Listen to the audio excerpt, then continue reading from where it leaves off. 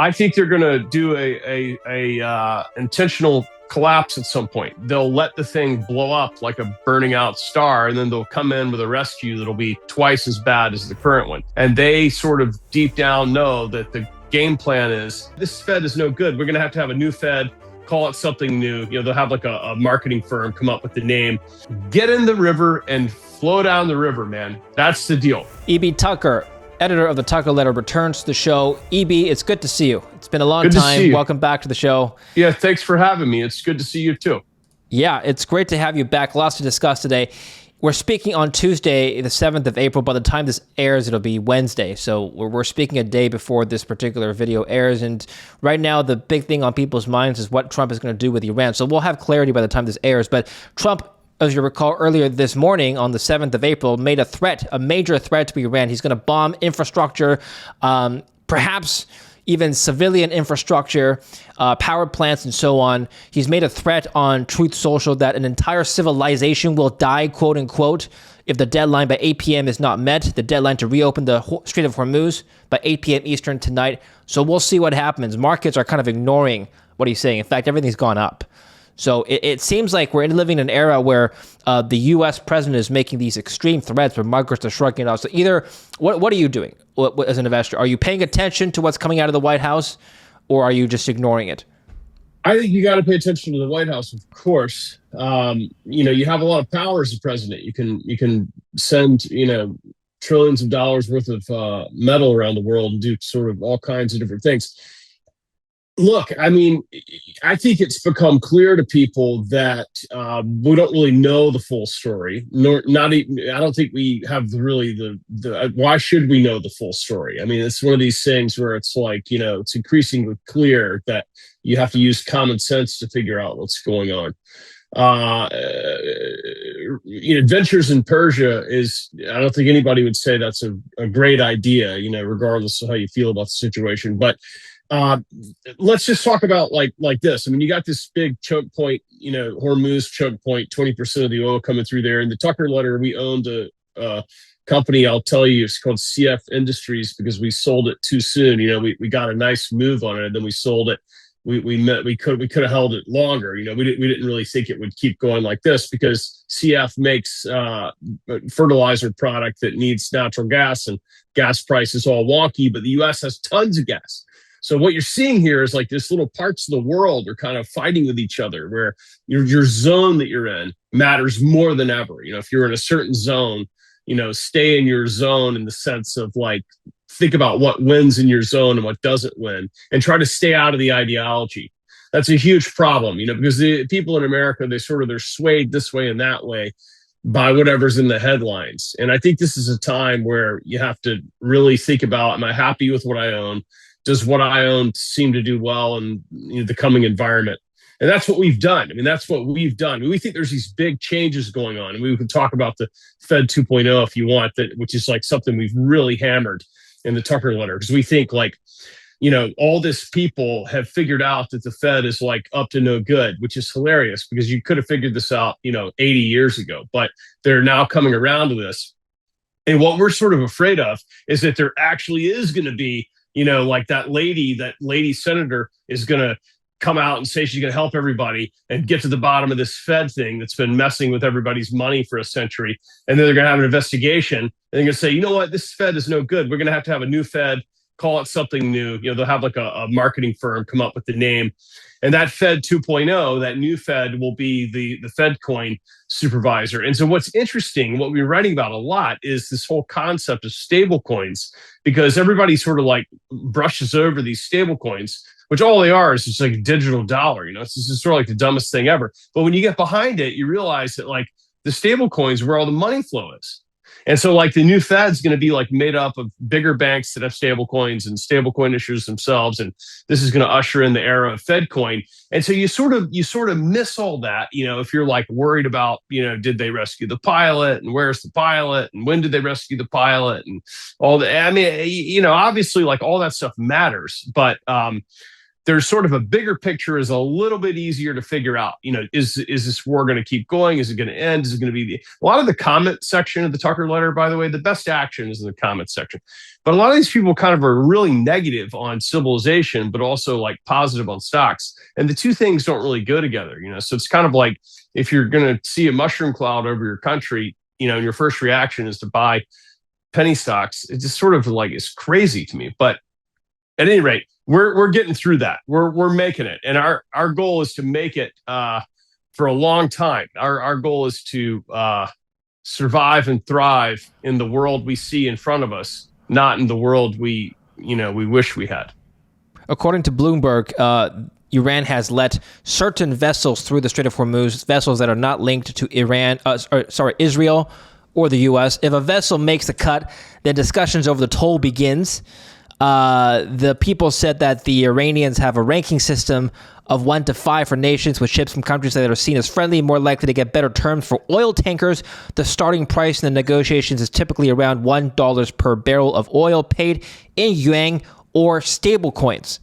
I've also read that these stablecoins are actually U.S. dollar denominated stablecoins. Yeah. That's right. That's what's happening. And so if you think about it, the Iranians are saying we're going to be the troll under the bridge that charges you to walk over the bridge. But that makes sense. I mean, why would you not think that way if you're them? The other thing people in the U.S. need to understand is that like sort of the way it works over there, it's a lot like in Cuba, you can't stay in a hotel if you're an American because, like people involved with the military complex have the right to sort of like manage the, who gets to own what hotel. And it's sort of complicated because like that's how the society works there. So if you want to get involved in any serious money-making scheme, you need to be involved with the regime. And obviously you're not going to go down easy with the regime. So I think that, a lot of times in the West, we're like, think about everything like, well, the senators should look into it. But it doesn't really work that way. So, with this thing, they're charging everybody to go through. It also is important to understand it's a bit of a power move because the world oil price is affected, but the U.S. doesn't really take as much oil as you would think through that strait. And so the leveraging tactic is to try to say this is going to mess with the other countries more than it's going to mess with the U.S. I don't really know that that's, I agree with that or not agree with that. I don't really care. But I think the thing that's interesting is look at where all this is going. These guys are using the stablecoin system, which is a de facto way to kind of get involved in the dollar. And all this is happening at the same time. So when you look at these headlines and they're scary, you kind of look through them and say, like, where's all this going? And these stablecoins are not going away. They're being used more. They're being used more quickly. They're more efficient. They cost less to transact. And they're going to be a part of our life in the future. And so, instead of kind of like lurching from headline to headline, the way we're thinking about it is let's own a piece of that. I mean, you can't own all the stable coins, so you don't have to buy the stable coins, but there are issuers that trade publicly. And I'll leave it to the readers to figure out which one we like the most. Before we continue with the video, let's talk about your most important asset, your personal data and privacy. Now, your personal data is constantly being collected and sold and exposed online from places like shady data broker sites and even big data breaches. So your private information like your name, address, and phone number is out there on the internet, and it's easier to find than you actually think. That's why I recommend today's sponsor, Delete Me. It takes a few minutes to set up, and they handle the entire process. They find where your information appears, verify those listings, and submit removal requests to hundreds of data broker websites. They also continue monitoring over time since this data can resurface and reappear. I've been using Delete Me for over a year now, and their privacy reports clearly show that over 325 listings of my information have been removed. Check it out now. Scan the QR code on the screen or go to joindeleteme.com/DavidLin, link in the description down below, and use my code DavidLin for 20% off. Take control of your privacy today. Now back to the video. Are there any investment situations or opportunities, special situations that are coming out of what's currently happening in the world besides oil? Well, I mean, the thing that's gone on, this year is there's just been like this bifurcation in the market. I mean, we're in a down market right now. I think everyone has like forgotten about that, but the S&P has been going down, which means that there's a lot of stocks have been going down a lot more. We had this kind of software meltdown, and it took a lot of other things down with it. And so what we've been doing is saying, like, what do you want to own going forward? I mean, one of the things that I think is amazing is that you're seeing just like more cyber attacks than ever. I mean, look at these headlines, and it's like, the enemy regime attacks like cyber infrastructure here, and it's kind of like clear that there's just going to be this like permanent war on digital safety. And so that's something that we think is like a great business, and that got killed with the software sell off because everybody was like, well, you're not going to need that anymore. You'll just get it for free with the AI bots, which we don't think is true. We think there's always going to be a need for high level kind of hardcore digital defense, especially when you digitize wealth. That's the thing that I think people don't understand, is that like you're going to digitize everything about your existence. And you can fight it all you want, but I mean, try not having a driver's license, credit card, and bank account and try to go anywhere. I mean, you can sit in eastern Montana and sort of like hunt your own food and build fires and stuff. You could do that, but that's not that much fun. I mean, it's much more fun to, go over to Monaco and see the ATP Masters tennis tournament, and kind of fly around as you please. But the thing is, your life is going to be increasingly kind of, the walls are going to be closing in. And I think when people see that, they're like, okay, that's really where you got to be, because that freight train is coming. I mean, the track is rattling. This is an interesting thought exercise. EB, what were to happen if, let's say, the U.S. removes all tariffs tomorrow? No more protectionism, no more tariffs on Chinese EVs, for example, no more subsidies to certain industries like oil and gas, for example. Will U.S. manufacturers in this industry still compete globally for U.S. consumers? Have you ridden in a United States manufactured automobile? I'm not sure that anyone is going to choose that automobile. I mean, it's kind of like when I rent a bunch of cars. When I rent a car, I say like, just give me anything but the U.S. car. And it's not like I don't like the U.S. I mean, it's like that's sort of like my dojo when it comes to working. I mean, wherever you're sort of like brought up is you sort of like, that's like your preferred area to work in. So it's not like I don't like the U.S., but I think our standard of quality is so low that it's sort of shocking to me that people have so much, pride in the U.S. manufacturing. Now, obviously, there's probably a few products out there. I'm sure we're going to see in the comments people say that they like some one or two products out there. I did buy an expensive Baldwin hardware set once that lasted for a long time. But for the most part, I don't think we're very competitive. Now, let me just tell you something about tariffs. We've had them forever. I mean, I imported an antique Land Rover once, and, you had to pay this chicken tax on it. And I asked, what is the chicken tax? That's from LBJ. So LBJ had this like wacky tariff on certain size vehicles, and they put it on like in the 1950s or early 60s because of some dispute they were having about like poultry exports or something. So these things are always been there. They just got a lot of headlines recently because they all changed. So I don't think they're ever going away, because the notion of political sort of like why you want to be in politics is to be able to pull those levers. And there's just a trillion of those levers. I mean, there's books, thousands of pages long of these tariffs. When I was paying the chicken tax, I noticed that the thing was like the size of like the San Francisco Yellow Pages back in the day. That's how big the book of tariffs was. So it's never going to happen. Now, by the way, on that note, if you have a kid, the best thing you could probably advise your kid is to go into politics, because it seems to be the only industry that's not disrupted at all by, technological advancement. There's just, we'll never give up the need to have people in suits manipulate, malign, control, and tell us what we can and can't do. I noticed in the US when they had all these shutdown and everything, whatever they tell you, you do. And I said to people, every airline ticket you book has a $20 security fee. So where's the money? And people are like, they have no idea. They don't even know how to think. So like, my point is that like the elected representatives and the people that work with them seem to be the smartest people in the bunch. So like the Tucker kids, as much as I hate to do it, I'm kind of telling them, maybe you just be a politician. I mean, that's like the only business in the world that just keeps getting better. And regardless of what happens, you have nothing to worry about. I mean, you don't have to ever change. People just give you control of their life, and they just think that you're like, elevated to a place to be able to boss them around, and they give your money and everything. It's crazy. I've never seen anything like it. So, it sort of opens your eyes a little bit when you think about it.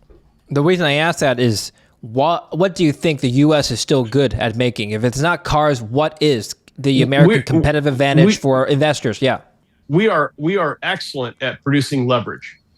Okay. we are like there's never been a group of people in the history of mankind that has been as clever, as effective, as complex, as psychologically dubious as the United States at producing ways to borrow against things. I mean, we have even I have a huge imagination, and we have surpassed even my imagination, because now we've gone around and even bought up like pool service companies and figured out ways to leverage groups of those. We've done, there's nothing that we won't leverage in the United States. So by the way, the Tucker letter Thursday, we're talking a little bit about some of the like, lumpy headed people in the gold market. And they're so upset about the price being moved around by leverage.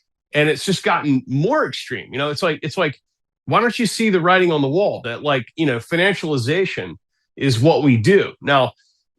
Is that a good idea? I don't know. I mean, I'm not really in that business. I'm in sort of like a different side of that business. But my point is that like, that's what we do. We leverage the world up, and I guess we'll just keep doing it. I mean, do we really want them to fail at it, David? Do we really want that? I mean, I say to the people in the newsletter all the time, like, be careful what you wish for. I mean, you go back to an unleveraged society and, you become a blacksmith or something. I mean, I don't think that's that great.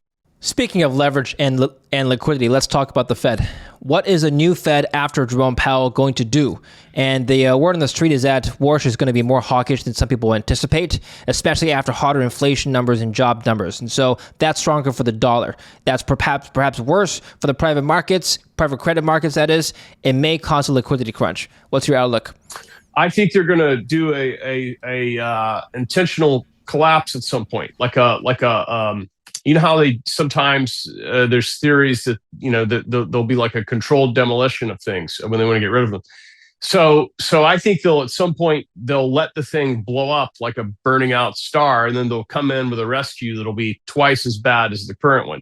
So that's probably sooner than later, by the way. I mean, I think if you really got everybody in a smoky room, they would tell you that this thing has gone on a little longer than they thought. I mean, that 2008 was pretty bad, and we sort of like managed to keep it going. I mean, the Fed went from 800 billion to 9 trillion in size. It shrunk back down to the mid sixes now. Nobody really talks about that. So I'm not sure the Fed has as much control now as people think. I mean, the system has gotten like much, much larger, and you've got all these new players involved. So remember, 100 years ago, the Fed would pull the levers on banks, what they could do, and that's how they sort of like manage the economy. But you can't do that with stablecoins. The stuff moves way too fast, and the stablecoins buy treasuries. That's kind of like that's what the Fed banks used to do. So I think we're going to bring somebody in that's going to be of kind of a new school way of thinking. And they sort of deep down know that the game plan is the next time there's something that looks like an accident, you let the thing go down in flames, and you have like a new version of the Fed with a new name. And that becomes sort of like the new narrative. And everybody will trust that, David. Believe me, they'll fall right. The American people, they have a big bark, but no bite. They sort of complain about things. And then when the headlines urge them to blame, free thinkers around them for the crisis, they do that. And they just fall in line and do whatever you tell them to. So that's what's coming. And let me just tell you before we go, if that sounds dire to you, my advice would be to start living now, because a lot of people seem to be delaying living. They seem to be like hoarding up Fed dollars, which might be worth nothing at some point, and thinking they'll spend them later. And I'm not like a negative person, but I'm here to tell you that like the odds of you feeling better in 20 years than you do today are not great. This is the time to live is now. And I see people delaying that in the name of like hoarding up, just, gathering up some more stuff before they're going to start living later. And I don't think you'll do that. I mean, I think when you start living now, your eyes open up a little bit more, and it's not as hard to figure out what's going on. People are like sort of in this trance between this like media and money trance that they're in, and they have no clue what's going on. And it's like, why don't you just wake up, and start living your life? And then you'll be like, okay, you can play the game in the system. You can do this. You got nothing to worry about. You can live. It's pretty good. It's probably going to get worse. So, I mean, you might as well live now. to be honest with you, like that's the thing I think most people can do right now to combat this stuff.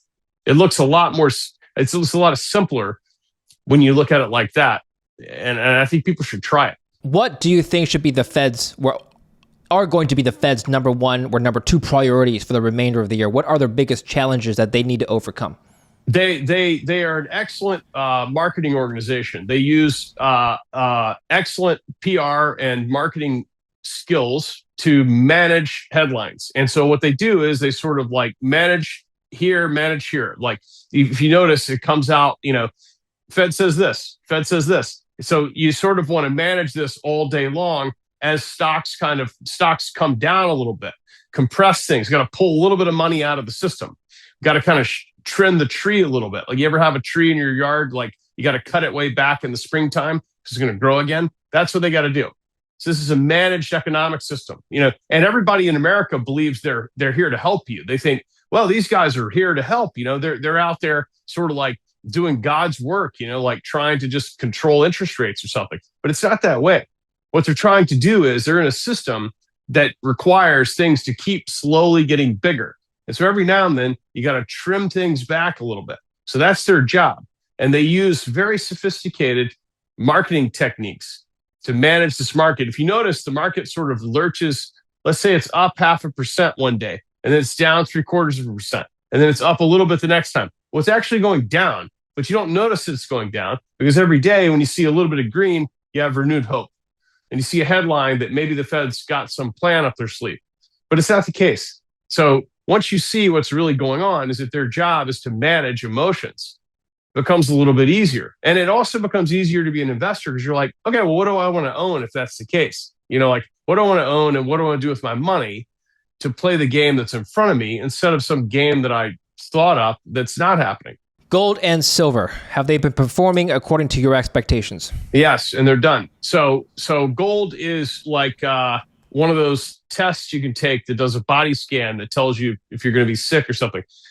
Gold runs before the crisis. If you notice, it went to 1,000 March of 2008 before there was a problem 6 months later. It went up before the COVID stuff, came out, like the flu panic. So there's all these instances where gold runs and nobody can figure out why. Well, gold ran to 5,600 and everybody was like, this is amazing. This is going to be, but it was $37 trillion was the value of gold at that point, which is like more than half the value of the entire US stock market. I mean, it's sort of like it got like a little bit disproportionately ahead of itself.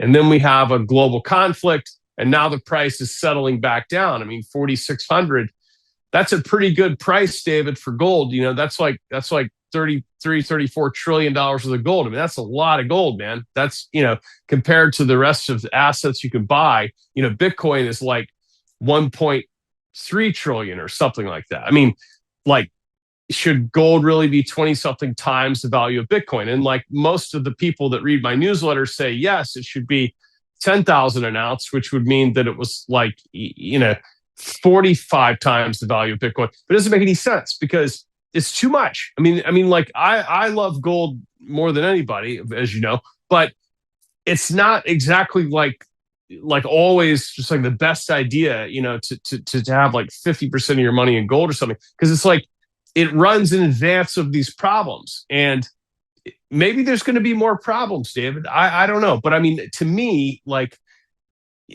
35 trillion bucks, 34 trillion bucks, man, that's a lot of money. I mean, that's a really good price for gold. It's a high price for gold. Now, what does that mean? Does that mean sell gold? No, not necessarily. But what it means is that like the move happened, David. I wrote a book about this. The move happened. Now, after the move happens, usually the price sort of chills out for a while because there's like all kinds of other stuff going on. And so, if you're sitting there every day watching the gold price thinking like, surely it's going to go to 10,000. There's all these people like that I know, they run these headlines going to go. I mean, it's sort of like, yeah, maybe it's going to go to 10,000. And they say, well, eventually. But I got to tell you, the newsletter this week, I'm talking about when I was in London in 2011 and it hit 1,900, and it was like 9 years before it hit 1,900 again. 9 years, David, 9 years. I mean, do you know what you could have done during that 9 years? I mean, you could have bought cannabis stocks. You could have bought Bitcoin twice. You could have bought housing. You could have bought the NASDAQ. You could have done all that stuff and then come back and bought gold for the same price. Doesn't mean gold was bad. It just means that, do you really have all these 9-year periods in your life where you can like sit around and be ideological about gold and say like, it's the best Are thing you there's saying ever gold's been? about to see another decade of 2012 to 2020 when it was What flat? I'm saying is 5,600 was a really high price, Yeah. and 4,600 is probably a much more reasonable price.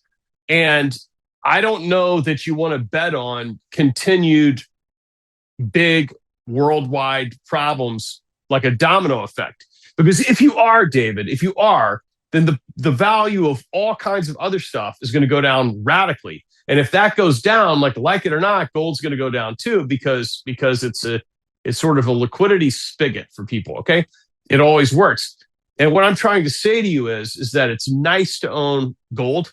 It's really nice to own gold. It's really, I think, comforting as an individual person or as a corporation to own some gold. But you can definitely have too much gold.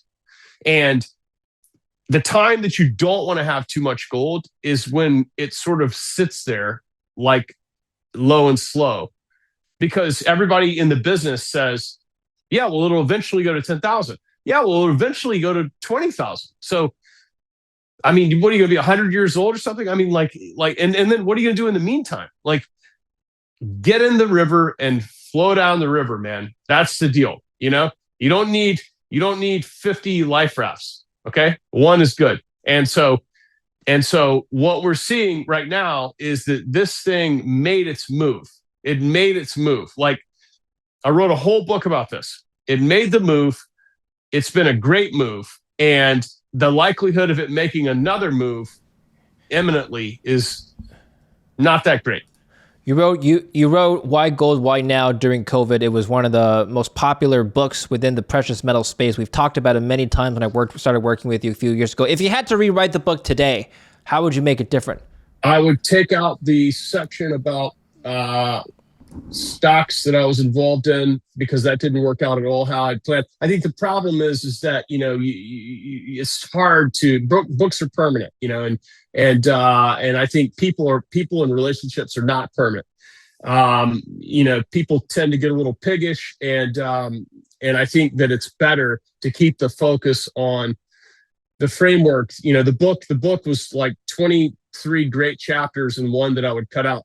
That being said, I don't think that's that big of a deal. I think the thing about that book is that that's the only book that's readable for people on a broad market that want to learn about gold. There is no other book that's that easy to read about the gold market that explains the gold market in that, in those easy terms. And so I didn't write that book because I wanted to help people. I wrote the book because I got really sick of answering the phone, and friends asking me, what do we do? And how do we get gold? And where do you find it? And when can I get it? Can you help me? It was too much for me. I was like totally annoyed. So I just wrote this sort of the glove box guide to the wealthy person that needs to figure out how to own some gold. And so I would pretty much write the same book again. And I've had publishers, I sold like 80,000 copies, which is a lot of books. I've had publishers that want to do another one, but I'm not that energetic about it because I'm like, that was sort of like the time to do it. I think there's other stuff to do now that is a little bit more exciting for me. Well, wait, why was that? Why was that the time to do it and not at $5,500 gold? I think the problem at 5,500 is things change, they evolve, and change is where opportunity comes from. And so, you sort of, at the time, gold was undervalued. I think I really feel like at the time that there was sort of like this financialization going on that was sort of holding the gold price a little lower than it should have been. And I feel like we tried to say in the book that can work to your favor. Like take advantage of, if Mercedes are 30% off or something, like you want to buy a Mercedes, you don't want to protest the Mercedes dealership. So I think now I look at the price of gold and I say I think it's fine. Like I'm happy to have some gold, but I'm also more excited to have some Bitcoin at 66,000 than I am to, to go buy more gold. And I think people didn't understand, like when I wrote the book, the problem is that everybody sort of gravitated towards what stock they can buy, but everybody missed the part where it's like, if you have like 3 to 5% of your assets in gold, it's like an incredible amount of gold to have. I mean, it's fantastic. It really smooths out your returns. And I think now what's funny to me is it's at 5,600 and people want like 20% gold. Why not 5? I mean, why not like 3? And why not like 1% Bitcoin? I mean, like people just won't do it. They won't do it, David. They won't look at the comments of the Tucker letter. They're like angry, cancel my subscription. I'm not buying whatever. And it's like, that tells you all you need to know because you sort of want to look at what people's attitude is and then look at the facts and then you want to compare those. And then it really makes it pretty easy to do stuff. Inflation hedging has become popular as a theme again, with oil coming up, at $100 a barrel for WTI. So the question is, if not gold because it's overvalued now, or at least not undervalued, and sentiment for Bitcoin is lethargic, what do we do for inflation hedging? What is the anti-dollar asset today? I think the Bitcoin will work. By the way, I think it'll go to 250,000. Just to put that out there, I think that's one thing you can think about. And if you had 2% Bitcoin and went to 250,000, you'd have 8% of your wealth in Bitcoin, just to make sure everybody's got the math right. So that's very interesting to me. And I think I'll just bring something up. Mike Wilson, the CIO of Morgan Stanley, back in September 2025, made rounds in the media by saying he thinks a 60-40 portfolio should be revised to 60-20-20. 60 equities, 20 bonds, 20 gold. He didn't say 20 Bitcoin. He said 20 gold. That's interesting. I would. So like Mike is really smart. So like I second, degree know some people that are close to him. The thing about it is, like, let's just say you took the 20% gold and you went like, 10% gold, 5% Bitcoin, 5% cash or something for that portion. And it's like, I think you would come out a little better because I mean, it's not going to hurt you to have some gold. Okay. But my point is that I don't think gold's going to quadruple, because if gold quadruples, it will be worth like $150 trillion. And that's more than all the stocks in the whole world. And David, let me just tell you something about stocks. Stocks are an American idea. Okay. So like, the US stock market is 70 trillion. The whole rest of the world is like 65 trillion or something, 70 trillion. So the US is like half the world's stock value. The US person, like generally speaking, is an equity person. Like the stocks represent the future creative ability of David Len to launch his own show, to be an amazing, interview host, to book people, to make friends, and to run a business. That's what stocks represent, is the innovation, the drive, like the tenacity of Western people. So it's very important to realize that when you think stocks are going to zero, you're saying that the tenacity and the drive of the person is going to go to zero, which I don't think that's the case. I think what you're seeing like right now in this global conflict is that you're seeing rapid innovation take place. And that rapid innovation is going on in all different types of companies. And that's what drives the value of stocks over time. And so that's why, like, maybe I'll have less stocks at a certain time. Okay. Like there's times where I want to have less stocks. Yeah. But to me, it's very important to have stocks, because like when you look at the attitude that we have towards working, it's in creating the ability to innovate over the heads of our adversaries. This is what I was trying to get at with my earlier question of what America is still best at. Which sector, which of the stock market still represents American exceptionalism such that nobody else can compete? Is it tech still? It's got to be, because making products is not something that's feasible. It's just not. I mean, I'm half kidding that we make leverage, but we actually do make leverage. It's sort of amazing. But we also make significant innovation, and people that compare tech valuations to the 90s are like totally clueless. I mean, it's not the same world as the 90s. Like you have things going on that are just like stunning, and it's always going to be this way. I mean, we wrote significantly about flying vertical takeoff battery powered taxis. I mean, it's like those are going to be flying later this year, and you can get them on the Uber app or the Delta app, and you're going to be able to pay, a small amount of money to get into a vertical takeoff silent plane in New York and like fly to the Hamptons or something in like, 20 minutes. And it's like stunning. And when people sort of see that, I've seen that plane, David, I've seen it in Dubai fly. I couldn't believe it. I mean, I'm thinking like, why would you invent that unless you had a humongous profit motive?